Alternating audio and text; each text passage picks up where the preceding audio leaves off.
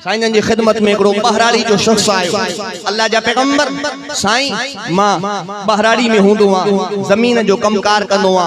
साईं मुखे को वजीफो दियो जेको मां वजीफो कयां। मदीने वाले साईं फरमायो इकरा बिस्मिल्लाहिर रहमानिर रहीम। ओ बहराड़ी जा शख्स तू बिस्मिल्लाह जो जिक्र कंदो कर। ओ बहराड़ी वारो ताज्जुब में अची करे पुछा थो करे अबिना या रसूल अल्लाह, ओ अल्लाह जा पैगंबर बस एतरो। मदीने वाले साईं फरमायो जेको दुनिया जे अंदर कसरत सा बिस्मिल्लाहिर रहमानिर रहीम जो जिक्र कंदो आ, अल्लाह उन इंसान जे मथो जहन्नम जी बाय के हराम बनाए छड़ींदो आ। हे रब जो वो कुरान, हे रब जो पाक कुरान अल्लाह के भी डाढो प्यारो, मुझे महबूब के भी डाढो प्यारो। हजरत इमाम आसिम रहमतुल्लाह अलैहि वक्त जो बुजुर्ग इंसान गुजरियो आ, वली इंसान गुजरियो आ, ओ जदे गालाइंदो हो उन जे वाद मां मुश्क अंबर खां वधीक खुशबू ईंदी हुई।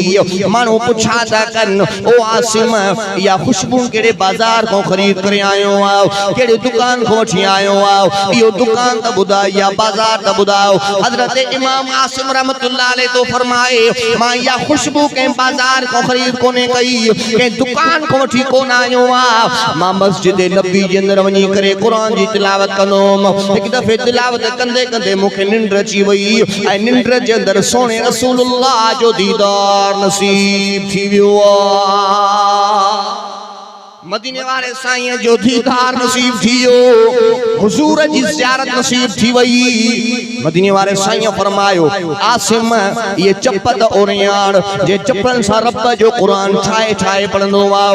पाण करीम सल्लल्लाहु अलैहि वसल्लम मुझे चप्पल के चुमी दिनी आ, तडे को वठी करे मुझे वात मां खुशबू ही खुशबू ईंदी आ। हे रब जो कुरान मुझे सहाबा के भी डाढो प्यारो हो। साईं जहाद ते विया, जने जहाद खां वापस मोटिया साईं रस्ते जे अंदर रात जो क्याम फरमायो। साईं बिन सहाबा जी ड्यूटी लगाई मथे पहाड़ ते वञो ता ड्यूटी कयो, रात जो लश्कर जे मथा पहरो दियो मता दुश्मन हमलो न करे।